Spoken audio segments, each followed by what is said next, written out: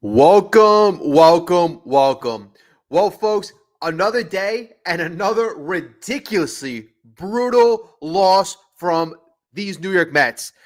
Wow, wow, wow, wow, wow. Before we begin, please do me a favor. This is not easy to do. Hit that like button, subscribe if you are not yet subscribed. And folks, the New York Mets are just, again, everybody's saying it, and it's happening every single game. The New York Mets are finding new ways to lose. They are inventing new ways to lose. I mean, who is the culprit? Like, who do you finger? Whose fault is it? Is it Mendoza's fault? Is it Lindor's fault? Is it Montes's fault? Is it Helsley's fault?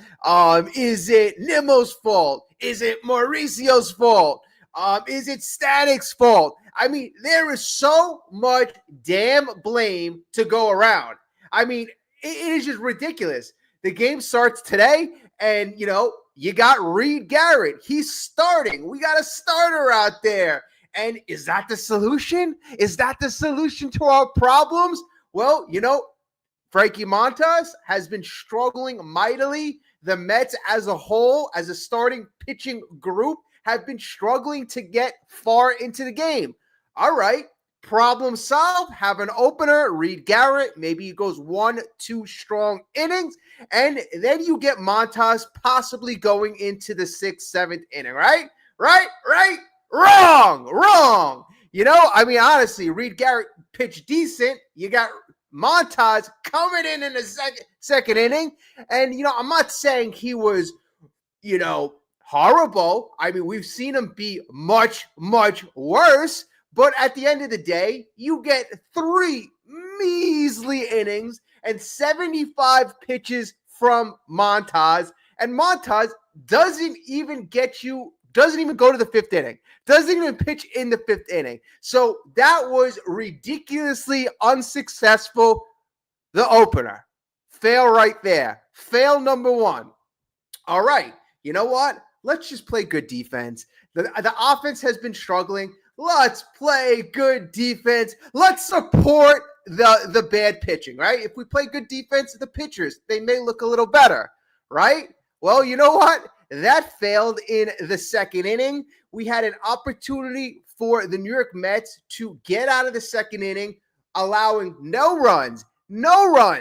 But, I would say a routine ground ball was hit up the middle, had a couple really nice bounces. Lindor, again, pulls his glove up a little too quickly and errors the ball, and 2-run score. 2-run score, making it 2-1 Brewers. Folks, I have been ringing the bell about Lindor's play for the last, I would say, 2 weeks now. The guy is not right. How many times have we seen him at second base pull his glove up and an error go by? Now you see him, not playing that ball by second base, not playing that ball correctly, leading to 2 runs scoring. The other day, Brett Beatty did make a bad throw, but Lindor, he is looking terrible.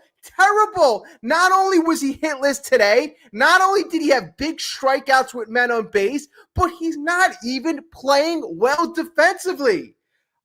But you know what, folks? I mean, he's just fitting right in because there are a lot of blame to go around.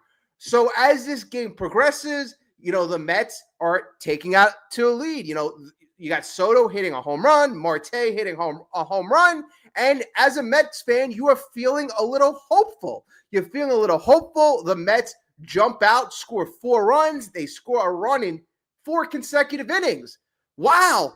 They score in the 2nd inning. They score in the 3rd inning. They score in the 4th inning. They score in the 5th inning. And I'm like, oh my God, this is the hottest the offense has been in quite a long time. We are rocking and rolling. But folks, after the 5th inning, that was all she wrote. 4 runs, I mean, that had to hold up. But as we know, it would not hold up because we ran into a 7th inning from hell, right? A 7th inning from hell where everything just seemed to go wrong.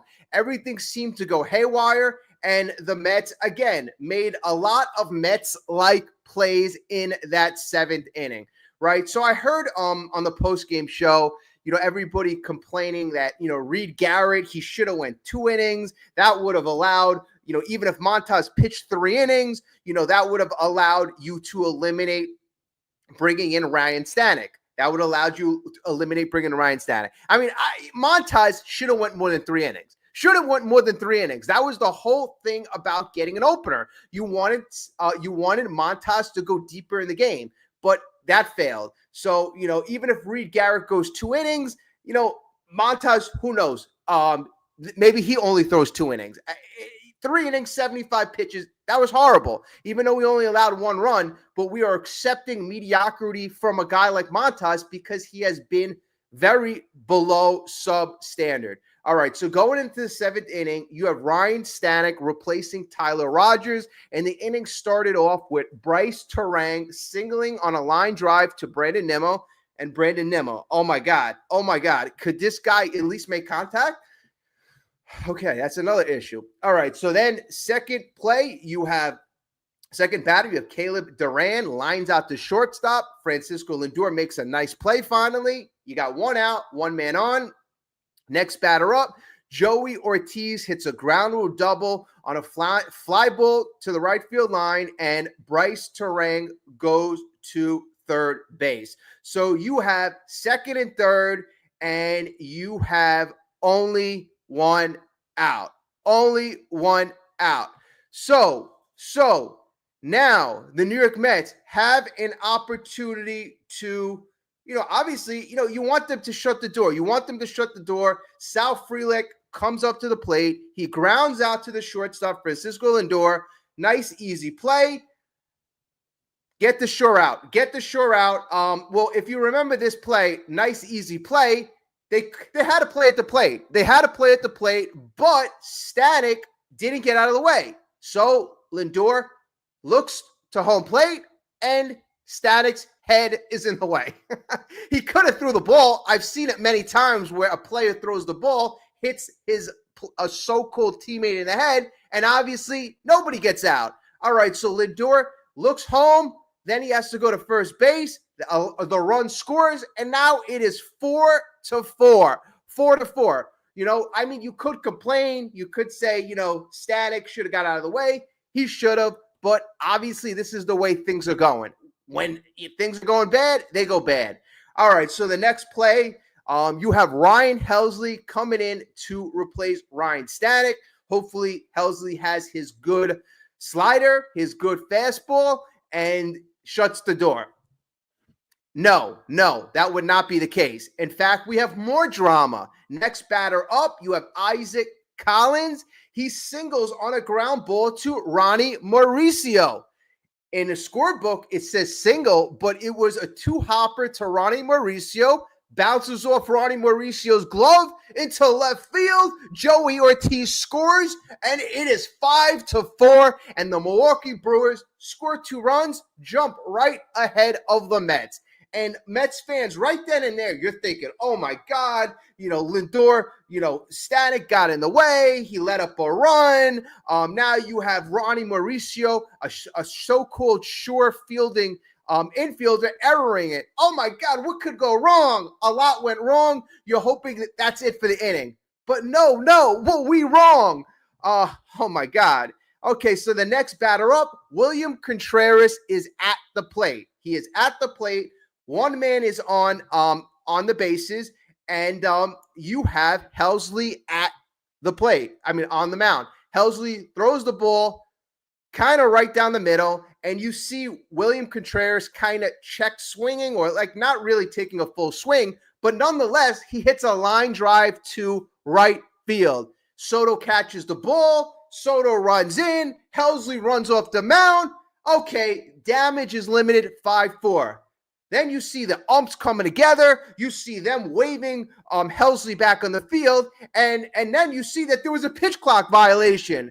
And I'm like, what now? Okay, whatever. Just get the guy out. Well, next pitch, leaves a ball high and inside, kind of right in the wheelhouse of William Contreras, and William Contreras hits a 2-run homer. And folks, that inning was pathetic. That inning was a joke. And that inning led to a 4-run inning by Milwaukee, and literally 7-4 was all she wrote. That ended up being the score of the game. We were hoping, the Mets fans were hoping. You saw the Brewers, you saw everybody celebrating. You saw the Mets fans in Milwaukee putting their heads in their hands. You actually saw some Brewers fans making fun of them. Honestly, the Mets are playing like a joke right now. They're playing like a damn joke. So the Mets, were they going to respond in the 8th and the 9th innings? Show some life? Fight? No. We didn't do anything. We didn't put anything together. I believe Mullins had a hit in the 9th inning. Soto tried swinging for the fences in the 9th inning. And, it was pretty quick, easy work. McGill, and that's it. McGill had another save for the Brewers. And, it's just so frustrating. And you hear on the postgame from Mendoza, we're just not playing good enough. I mean, obviously the Mets are not playing good enough. I mean, we are playing little league ball out there. This is how little leaguers play. In fact, honestly, a lot of the teams I played in little league were a lot more fundamentally sound. So I don't know, folks. I don't know. It is not looking good. Okay. All right, folks. Let me just say hello to everyone who left a comment in the chat so far. Skip, what's going on? Ali, big pump. Mr. Met Killer, Corey, Tom. Hopefully all of you are doing a little better. If you're Mets fans, probably not. But this is getting bad. This is getting bad. And if you look at the Mets tracing back the last 2 months, so we are talking about a huge chunk of the season. The Mets are last in, or 28th, 29th ranking in a lot of major offensive stat categories, runs scored, average, hits. I mean, you can't win if you don't score runs. That's painfully obvious. And if your starters aren't giving you length, and if the starters' ERA is ranked in the bottom half of the league, last I saw it since mid-June, the Mets starters' ERA is ranked 26th in baseball.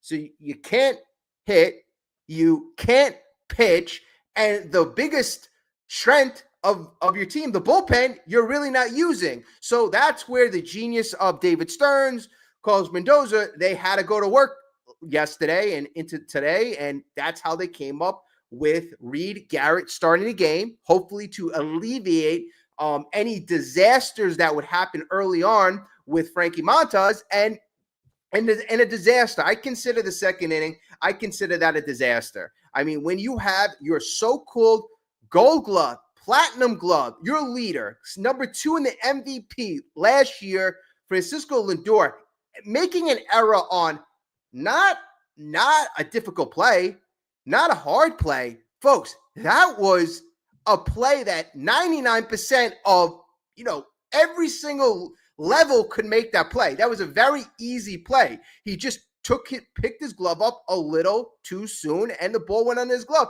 It wasn't any high level of difficulty play, and that's what really kind of shows you mentally the Mets are just so not on the right level here, and that is beyond frustrating.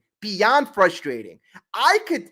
pretty sure Mets fans can tolerate losing to a team that's completely superior, right? But the Mets have superior talent, but the talent isn't playing up to their level, up to their standards. And that's what's frustrating. And that is not tolerable in New York. It's not.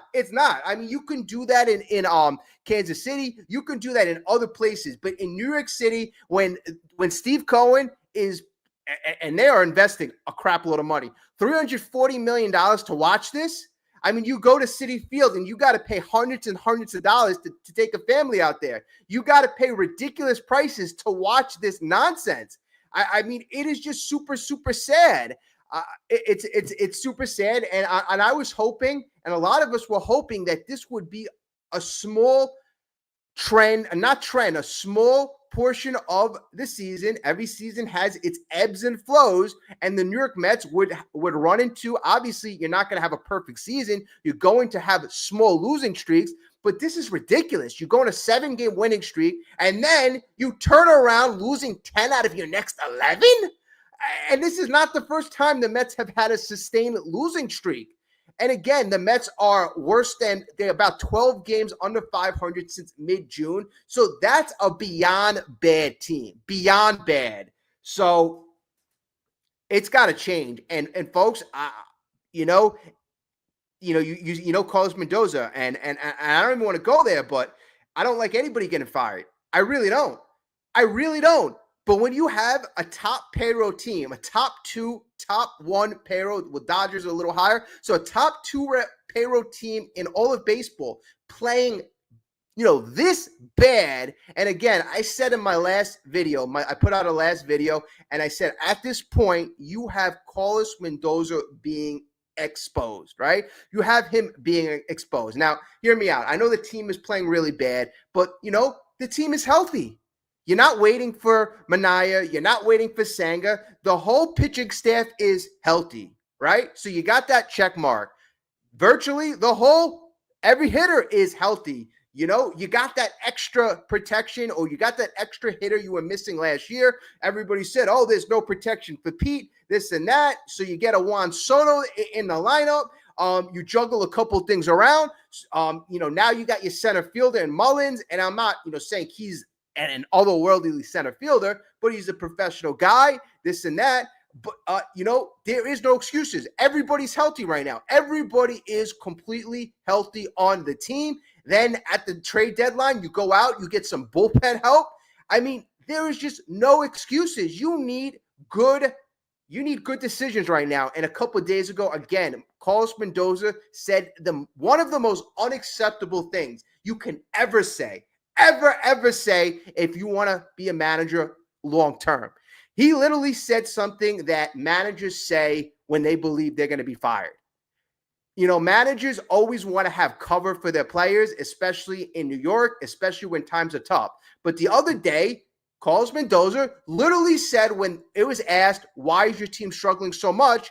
He said that other teams are making better in-game adjustments. Other teams are making better in-game adjustments. Now, again, I said, who is in charge of in-game adjustments for the New York Mets? That would be Mr. Carlos Mendoza. He is in charge of making those in-game decisions. He is in charge of making the lineup. He's in charge of putting the rotation together. I know you have input from the front office, David Stearns, and whatnot, but most of the in-game decisions are from Mr. Carlos Mendoza. So if he openly admits he's being outmanaged and outmaneuvered in game, what does that say? Now, number one, it says that he's acknowledging he's not doing a good job.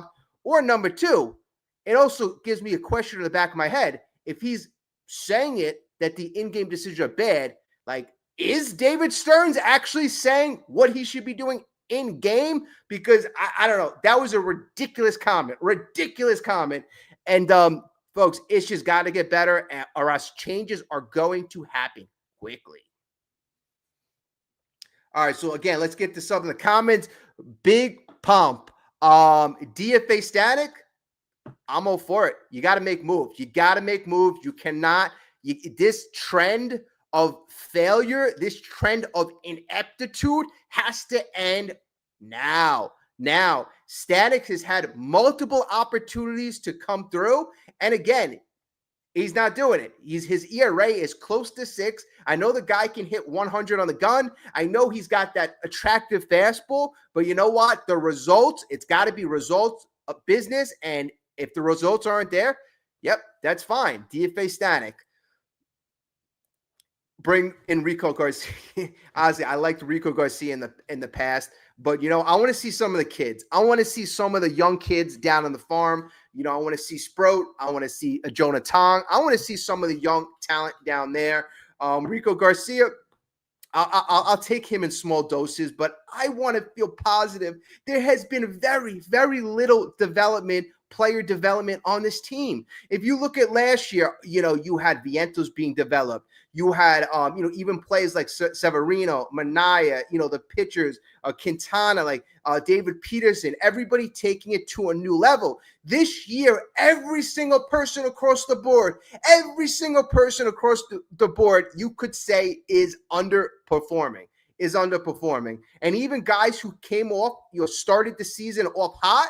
I mean, they've become so damn cold that it's canceled the beginning of the season. Lindor started off literally started off great, on fire, and the last 2 months literally canceled everything out. And almost the same with Alonso. Congratulations to Alonso too, tying Darryl Strawberry's record. That's big. I didn't want to lose sight of that in this game, but it's tough. It's tough to recognize because of just how bad the New York Mets are playing. But again, I don't want to lose sight because that is a monumental moment.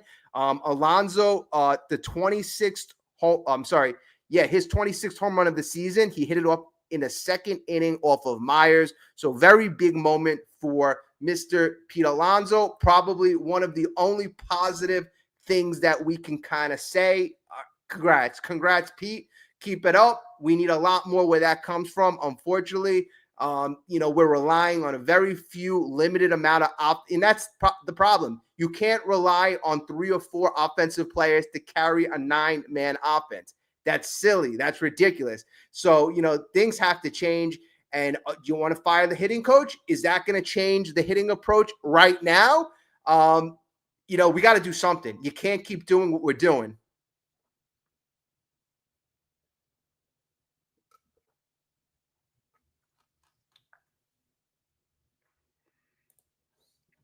Skip, this streak is brutal.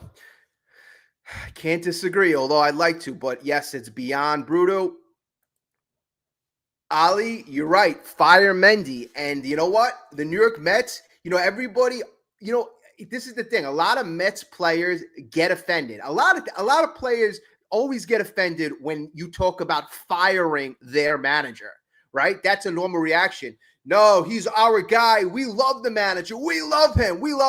Well, folks, it's the player's fault that the manager is being rumored to be fired. It's everybody's fault. Everybody, from Lindor to Soto to Alonso to Vientos to Mauricio to Stanek to all the pitchers who only go 4 innings to everybody who's been blowing it every single game almost for the last couple weeks. Every single one of those players, you look in the mirror and you take responsibility for Carlos Mendoza potentially losing his job. Now you have an ability right now. The players have an ability to potentially save his job, but that's going to be the calling. They're going to call for firing Mendoza.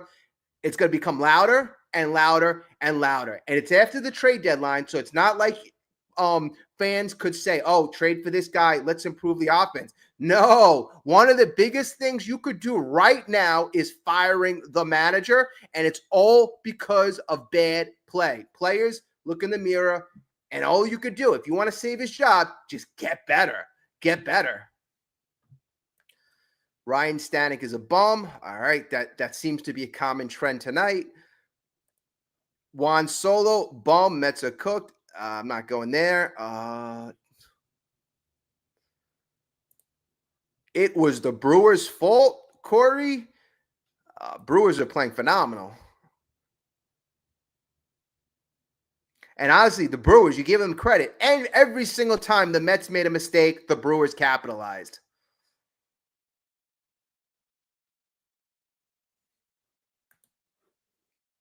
Tyler Rogers pitched a good 6th, and Stanek just killed the Mets in the 7th.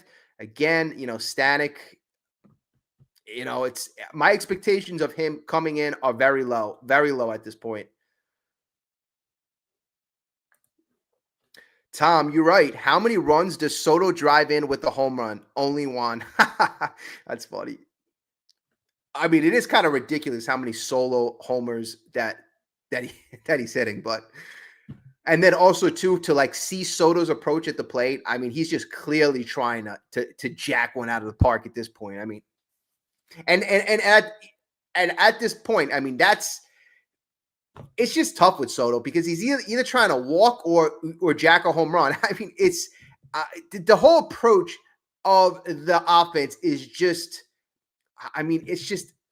I mean, Mendoza said it. He said it correctly a couple weeks ago. They're not making the right adjustments. They're just not making the right adjustments, and they're being outmaneuvered and outmanaged throughout the game, before the game. I mean, it's just sad to watch. Tommy, you're right. Should the Mets fire the hitting coach Mendoza or literally everyone, even the survivors of the Wilpons?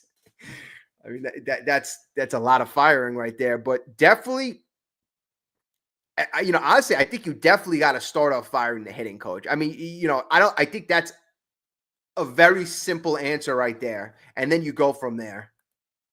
See if that makes an impact. If that makes an impact, good, great, go from there. And if it doesn't, the Mets continue to lose, then you're going to continue to have to make changes. That's the thing. When you have a job, when you have a business, if you're trying to make money, you're doing something, it's not working, you're losing money, you're a failure. What do? You keep failing or you make changes? You got to make changes. And we're talking about big changes like the manager, but also too, you could make changes to the lineup. This doesn't necessarily mean if Lindor is batting under 200 for the last 2 months, you don't have to keep him batting 1, 2, or 3. You could put Lindor batting 6, 7 in the lineup, and that goes for everybody. I know now Nimmo, he's put Nimmo a little further in the lineup because Nimmo's not even making contact. I think they said on broadcast that in Nimmo's last 56 at bats, he struck out 26 times. Wow. I mean, not even making contact.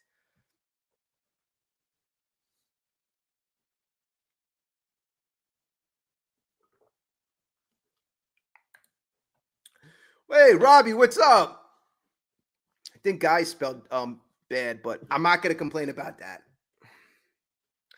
And then you're right. 238 is the current Mets batting average for the year. That and 2 bits gives the team extra long winter recess. It's got, the Mets are, I think they have the 26th overall, the 26th worst batting average all year. They are just playing beyond bad. Last I saw the Toronto Blue Jays, they were around 270. They had the league's best team batting average. And then you have the Mets, who was supposed to be a top 2, top 3 offense. They are sitting around 238.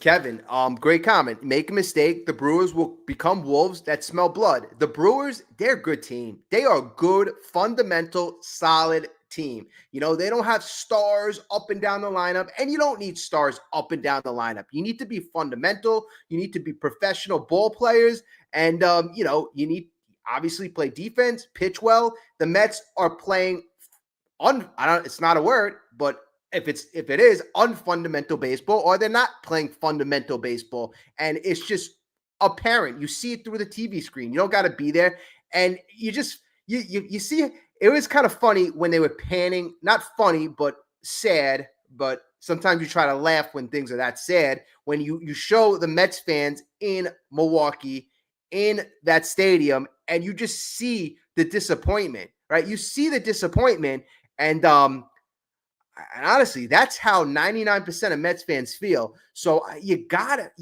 see a change coming, and it's just sad that the players are kind of like flushing, Carlos Mendoza really down the toilet, because I think his job is really on the line sooner rather than later, and that's because of the payroll. That's because of the investments in this season. You give a guy $800 million, Juan Soto. Being Juan Soto, you're going to expect to win. You make a bunch of trades at the deadline, and, maybe people wanted to go more. Yeah, starting pitching, you wanted to improve the starting pitcher, but let's just say we got one extra starting pitcher, right? Let's say we gave up a top 5 prospect and we got, Sandy Alcantara, right? Is that the difference between us being pathetically bad and from us being a World Series champion? And now that's the only reason Stearns is going to make a move to get a starting pitcher is if it's going to be one of our finishing pieces. But the Mets have really shown you that they have so many cracks, so many flaws, that why would the Mets give up a top 5 prospect when they're not in position to win a World Series if they made that move, right? So the Mets, it's just that they need too many things right now. And it's just sad to say because the Mets seem like they were in a position 2 months ago that if they would have got 1 or 2 big pieces, that would have been a finishing piece.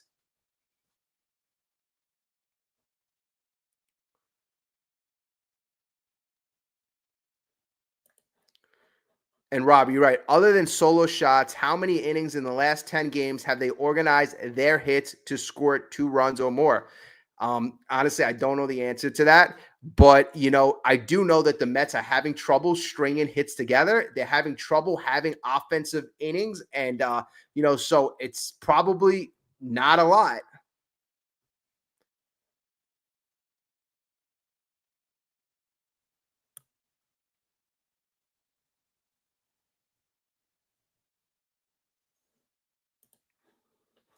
Hey, Crispy, my friend, long time no see, but let's see what you got to say. Um, it's time for everyone to admit it. I was right about stingy, cheapskate, mini market, Milwaukee, smiling David Stearns. Winning is not a priority. Cleaning up the 2022-2023 mess is his top priority. I mean, you know, the Mets are doing bad right now, so it's really hard to say. But it's a little contradictory because you see across the way, Milwaukee was 90% built by Stearns, and that philosophy that Stearns left in Milwaukee is still present and still kicking. And the Milwaukee Brewers have a top farm system, and they're one of the best teams, if not the best team in the National League. They're going to be fighting for a World Series, and that team was built by Stearns. And the Mets have a $340 million payroll. So the mini market philosophy, it's tough. It's tough to say that. Did he make mistakes? I mean, I think Frankie Montas was a mistake. I think giving him $17 million, that was a mistake. The Holmes project, right? I think not getting another starting pitcher, relying on Clay Holmes to go more than 5 innings all year, I think that was a mistake. You have him as a reliever who pitched only, I believe, 66 or 68 innings max in his whole career. That was max. You're relying on him to go a whole season and deep in the playoffs when he's never been in that type of territory. That was a mistake. David Peterson, as good as he's been, he's only pitched a max of 121 innings. He's past that, and we're in early August. So you're relying on a lot of your pitchers to be in territory that they've never, ever been in. So I have to agree with you on that, Crispy, that the expectation that Stearns had amongst this starting pitching group, Senga pitched 5 innings last year. Now you're relying on him to go much more out of that arm than he got all of last year. Usually you ramp these guys up, but no, you need Senga to go all the way up. And that's a little too much from the whole rotation. You are asking them to go beyond anything they've ever done. If you're asking one guy to do that, okay. And Frankie Montas, again, that's another one. You are asking 5 of your starting pitchers to do things that they've never done before in their entire life. So, I mean, in that aspect, I agree. For the pitchers, it's just, we were set up to fail. Now, if the strategy was going to be, hey, we're going to go to our minor league talent. We're going to see Sproat. We're going to see Tong. We're going to see a lot of our talented young arms. Where the hell are they? They're not here yet. So that plan, that strategy, that philosophy hasn't come to fruition either. So pitching is so damn important. And if you don't invest correctly in the starting pitching, you're going to put more pressure on the offense and vice versa. If the offense stinks, you're going to put more pressure on the starting pitching. But, it's been traditionally known that, you go deep in the playoffs if you have a good starting rotation. And if the other team can't score, again, that helps the offense. The offense doesn't have to score that much. I mean, but the Mets offense has been so bad that it's just so many fingers to go around. Again, so many fingers to go around.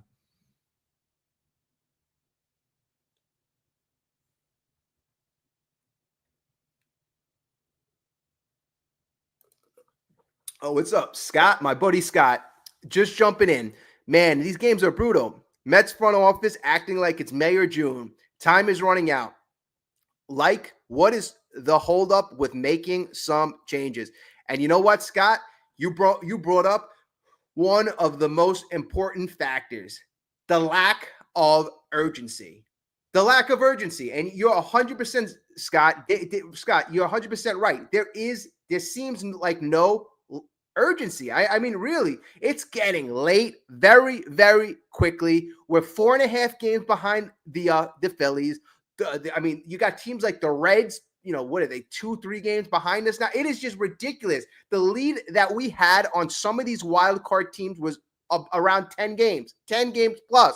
Now we're 2 and 3 games ahead of the last wild card position. We are almost out of the playoffs after being the best team in baseball up until like June 13th. Up until June 13th, the Mets were the best. So the Mets literally go from the best team in baseball to literally out of the playoffs in 2 short months. I mean, you have to be playing insanely bad to have that type of turnaround. And you have to be insanely badly managed. There has to be bad decisions. And, folks, it just really goes to show, like, and I'm not in the clubhouse. I don't have any connections to the clubhouse, but what the hell is going on in the clubhouse? I mean, when a team is failing on this type of level, this type of magnitude, questions arise, and it's natural. Like the clubhouse situation, it just seems like behind closed doors, there's got to be something going on. Like, and then I've heard of late Lindor's toe. That seemed like it was a turning point. Lindor was playing phenomenal, hurts his toe, and literally he doesn't stay out. I think he missed like 1 game, maybe 2 games. Obviously, the toe was still badly hurt, badly injured, but he played through it. Now, if he was successfully playing through it, that's one thing. But the fact that he has struggled so mightily, why does Carlos Mendoza and the Mets training staff and David Stearns let this man struggle when they know that he has a broken toe? That also is boggling my mind and has been boggling my mind. The first couple of games he was still hitting, but then you could see, there were issues. And right now, there are clearly issues with Lindor. Now, at this point, with him being hurt the last 2 months and have struggled at the plate and struggled in the field, now I got to think maybe physically he's getting better, but now you got to have mental issues. Now there are mental issues, and baseball's a tough game. Again, whose decision was it to let a guy with a broken toe play for all that time? And again, that goes to leadership. Mendoza, Stearns, I'm pretty sure they made that decision together. And it seemed at the end of the day, it was a silly decision because the Mets have failed. Lindor has failed. The team has failed. So bad decision letting a guy go out there with a broken toe.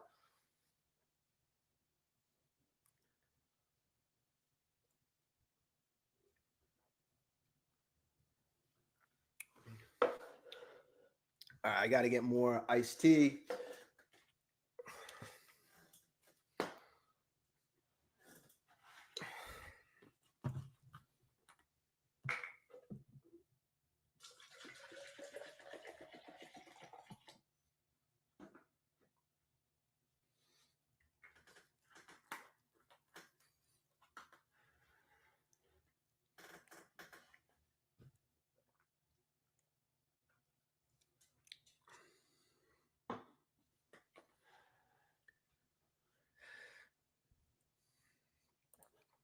Robbie, 100% right. It's unacceptable. There's nothing acceptable about the way the Mets are playing right now. There's nothing acceptable. The Mets, I'm a Mets fan for a very long time now, right? And I'm an emotional Mets fan. When the Mets are playing great, I'm having a good day. I'm having a good sleep. My whole day goes great. When the Mets are doing bad, I got headaches. I don't sleep well. It's not good. But the way they're losing right now by just being non-competitive and just giving games away, you're right, completely unacceptable.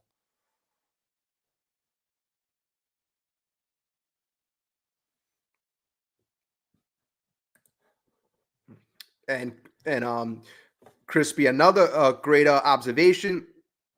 Stearns came out 2 days ago with a smile, saying he was excited about seeing Montas get some outs. One of the few people in this world excited, except for other opponents. Other opponents are excited seeing Montas pitch for the Mets, but Mets fans, not too many. So Stearns cares more about the league minimum waivers, pet projects, not winning. All about his ego.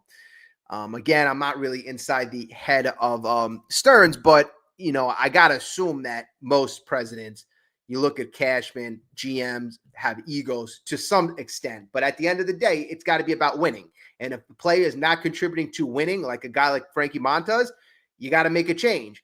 Do one of the young guys that we spoke about at nauseum, Tong, Sproat. Sproat's been pitching a lot better. I would make a change. I'd make a change now.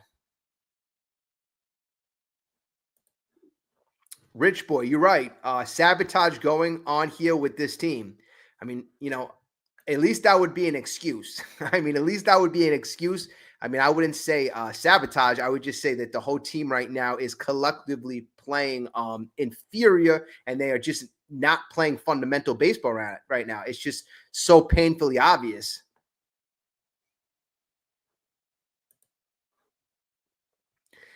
Tommy, the same happened to Buck. The Mets gave him 2 years and collapsed. It is actually eerily similar to what happened in 2022. The Mets win 101 games. Then the next year, the Mets invested a lot of money in Justin Verlander, a lot of money. They paid him the highest paid player other than Scherzer. And then, the Mets just collapsed. The Mets collapsed. Now the Mets, again, had a great year in 2024, 2 games shy of the World Series. They invest a lot of money in Juan Soto, and it seemed like, we're in the midst of a collapse. Hopefully the Mets can turn it around.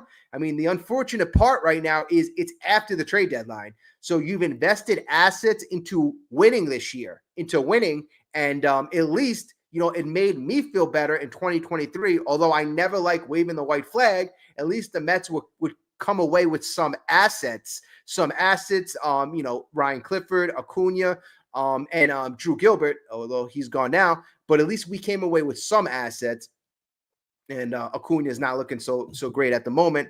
But I guess at least we have Ryan Clifford. Yeah, at the end of the day, that 2023, it seemed like we collected assets and it made you feel good at the time. But now thinking about it, I'm like, well, besides Clifford, who, Marco Vargas, that was a guy that, he's, good. And so that could be a chip. But right now, those assets don't seem to be too, trending too well right now.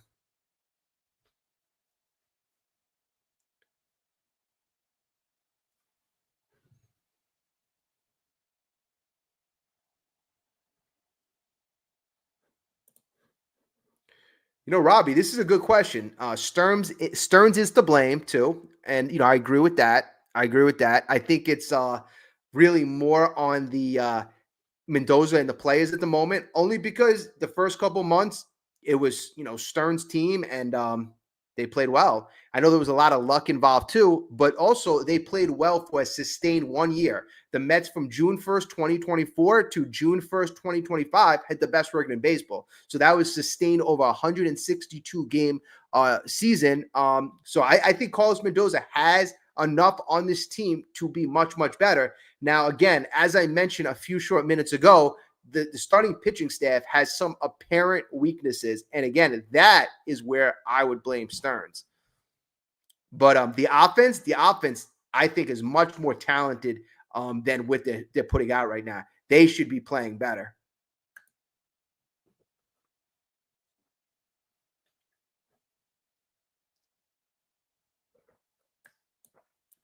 Even among the Mets' big four bats, none of them are batting over 265. Not one.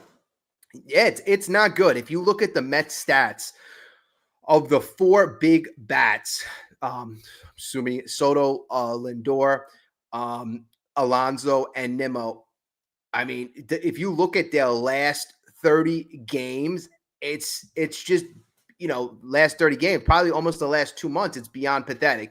Just, beyond pathetic. And I said, Pete Alonso, who started off the year, like he was going to get like $150 million, a ridiculous contract. Now, Mets fans who support Pete and want Pete, I think there could be, they stand to be a good match with the Mets and Pete Alonso, because Pete, I don't think, is going to be able to command that ridiculous money. At the end of the day, teams see all across the league that, yes, he's still producing, but he just seems like a guy who just hit a wall. Now, guys who are 31 years old and, lumbering first basemen, that is pretty normal, but that is not conducive to a man who wanted a 4-year, $100+ million contract. It doesn't seem like he's going to be getting that. I mean, he's definitely going to opt out, but if you're a Mets fan and you want Pete Alonso, I think a match is definitely there.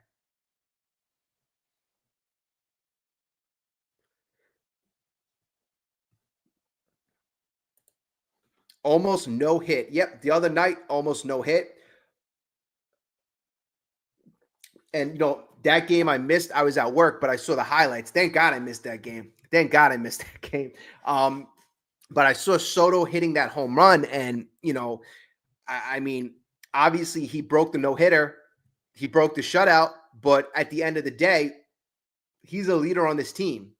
Everybody sees what Juan Soto does. Everyone sees what Francisco Lindor does. And again, I've been commenting on effort. Lindor not making the effort. 2 weeks ago, I made an observation that Lindor is not running out balls. I mean, yes, it could be the toe, but again, he had this injury 2 months ago. So if it's still a problem, the Mets should be doing something immediately. The guy's not running out ground balls. He's pulling up before, if it's a ground ball to third base, he's pulling up. Even if he runs hard, he's pulling up before he gets to first base. So he's not running hard around the bases. I see the way he's playing defense. He's not getting himself in a good position to, field the ball or to, save an error the other night. Today, you see with Lindor, an easy chopper up the middle. You saw in the last couple of days, throwdowns to second base from the catcher. Already 2 in the last week, you saw Lindor misplay those balls. So, you need these guys to put effort in. And what I'm saying, the other night, Soto hit that home run, didn't even run to first base. If it bounces off the wall, the guy could have, got thrown out first base with the guy had a cannon, but there's nobody showing effort hard. I mean, that was the one thing that I always loved about Nimmo. No matter what the situation was, the guy always ran to first base, always showed hustle, always showed heart. But he's just doing so bad right now offensively. And, obviously he's older. The Mets right now are missing a lot of components that winning teams have. Now you see how exciting the Milwaukee Brewers are. You see how exciting their fans were. The Brewers, again, they're a fast team. They're a young team. They're an exciting team.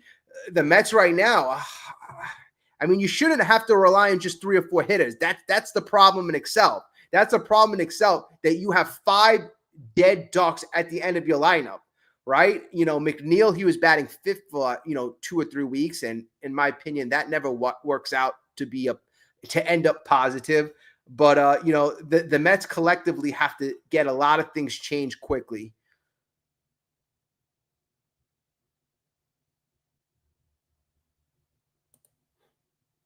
Mets had more hits and home runs tonight. See where that got them. I mean, when the Mets do things that losing teams do. I mean, if they get hits, if they get a couple home runs, all right, let's not play defense. All right, let's not execute our pitches. I mean, whatever the Mets need to do to lose the other night, let's get no hit. The other night, let's get thrown out at the plate. I mean, let's make the other night, Brett Beatty. Let's make a bad throw to second base in the 10th inning. I mean, the Mets, bad teams find ways to lose, as opposed to when I said in the beginning of the year, I said good teams find ways to win, and hopefully we can get this change, sorted around very quickly. Crispy, I love you, but I disagree about Stearns. Yes, Stearns played a role in building the Brewers, but he still never even won a pennant. 90-win seasons, NLCS appearances are not a championship. I agree. Championships are hard sometimes. You got 30 teams trying to win. And, I don't want to continue to make excuses because I agree that Stearns hasn't been perfect. He hasn't been great. He's left a lot of holes with this team. And the goal should be to win a World Series at this point. If you're going to invest all this money, if Steve Cohen's going to give $800 million to Juan Soto, if he's going to give his blessing to trade away the prospects at the deadline and take on extra money, you got to make the right moves. And I agree, Crispy. I would probably give Stearns right now. He's got, a little better than average this year. I'll give him a 6 out of 10. The Mets are 9 games over 500. Hopefully the Mets could turn this around. But again, that lack of pitching, the starting pitching is what I'm worried about. I still feel that we have enough offense to kind of turn this around. And at the end of the day, are we ever going to go to Jet Williams? Jet Williams is a guy, killing it in Double-A. You got a guy, Carson Bench, he might be a year away, but, the Mets got a couple of guys who can spark the team down in Double-A. A couple good, prospects, even a Ryan Clifford. So, I mean, I'd explore even going to some of those guys. When the Mets need a spark, I mean, why not? Why not? If you've got a Ryan Clifford, killing it in Double-A, a Jet Williams, a Carson Bench who's literally lighting it up. Why the hell not? Especially when you got 4 and 5 hitters in your lineup doing nothing. In fact, maybe 8 or 9 hitters on some games.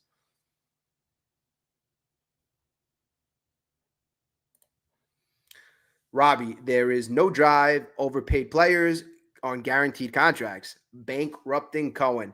The funny thing is, you saying that the overpaid. I was listening. Yeah, Boomer Esiason the other day said that the Mets right now are overpaid and underwhelming. Obviously, if you're a player, that's not what you want to hear. You don't want to hear you're overpaid and your production is underwhelming, but that's blatantly obvious. Now, what I was doing is I looked in the last 15 years, who was the highest paid player in the league and what team were they on and how successful was that team. Besides, I think 2019 with Strasburg and the Nationals, a lot of times the highest paid player doesn't correlate with a good team.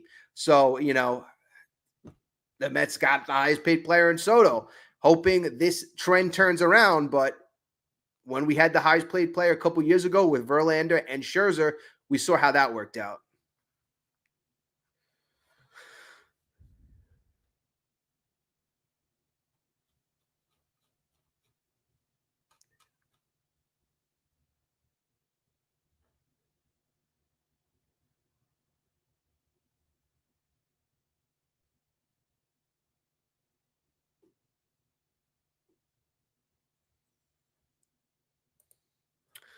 Mr. Met Killer, you guys thought when you guys got Juan Soto, funny, bum, y'all won the World Series. I mean, I think a lot of Mets fans were realistic. Juan Soto, yes, he was a nice addition, but obviously Juan Soto's only had one World Series in his career. You're not going to win just because you add Juan Soto. Ask the Padres, ask the Yankees, ask the Nationals, although they did win that one time, but no, were pretty realistic that you needed a complete team, and the Mets right now aren't a complete team. We're a bad team.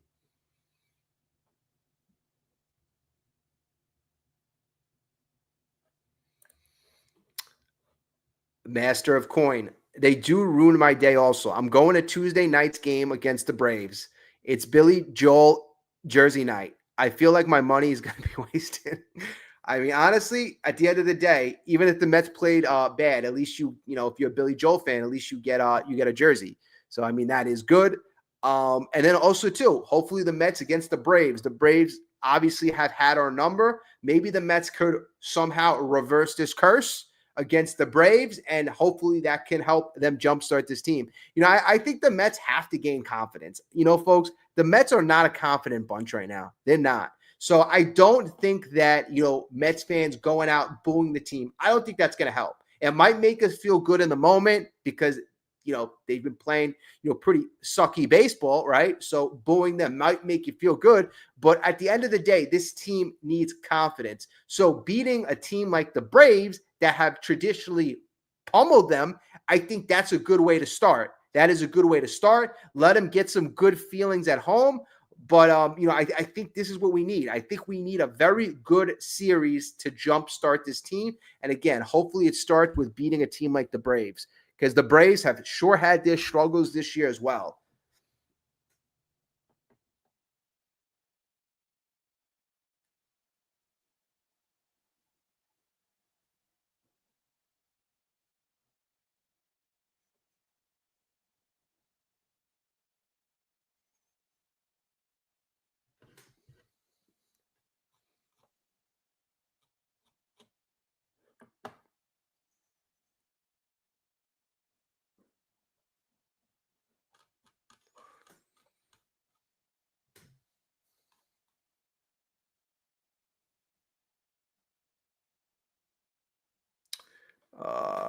Wait, I lost my spot.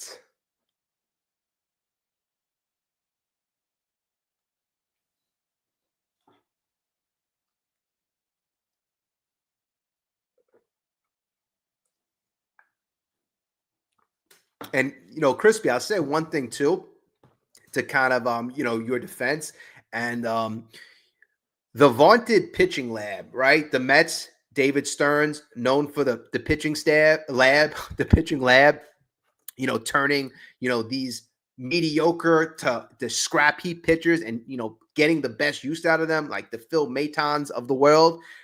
What happened to that this year? What the hell happened to that? I mean, early on, yeah, you saw success from guys like Tyler McGill, everybody, kind of stepping up their game. But really kind of like what happened to development of these pitchers kind of went sideways, really kind of went sideways. And that's been a struggle. That's been a struggle. So I don't know, has the rest of the league kind of caught up with the Mets and what they were doing with the pitchers and their pitching lab? Because it kind of seems like everybody's got the Mets number at this point.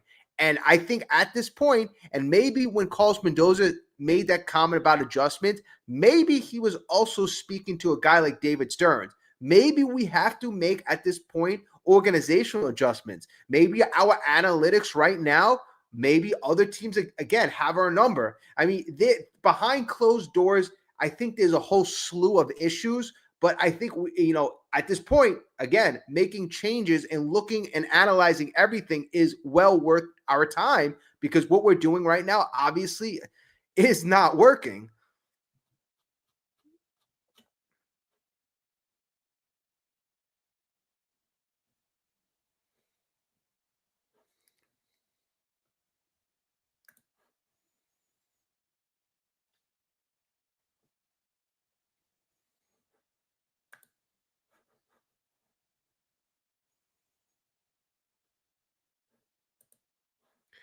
What's up, Dan? The next 4 series will break our season if we keep losing every game.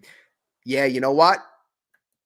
Again, I'm going to say it's getting late very, very quickly. It's August 10th right now. It's August 10th right now. The Phillies, 4.5 games ahead of us. The wild card, we have the last wild card spot by 3 games. I mean, 4 series. I mean, the Mets right now, if they continue to play at this level, I mean, it might even be sooner than that. But I definitely agree that the next couple of series, that could really be our season. It could really be our season. So hopefully we can gain some confidence and turn this around very, very quickly. But folks, I'm going to kind of get going right now. If before you go for the night, first I want to thank all of you. If you could hit that like button, really helps share the videos. I do appreciate that in advance. Tomorrow night we're gonna have another live stream. So again, set the notifications, hit the like button, subscribe if you are not yet subscribed. I do appreciate each and every one of you for commenting. A lot of great comments tonight. Again, that was very helpful. So everybody, again, have a good night. It's one loss, another bad loss to many losses, but there's always tomorrow, and hopefully we turn this around tomorrow. Let's go Mets. And again, I'll speak to everyone very soon.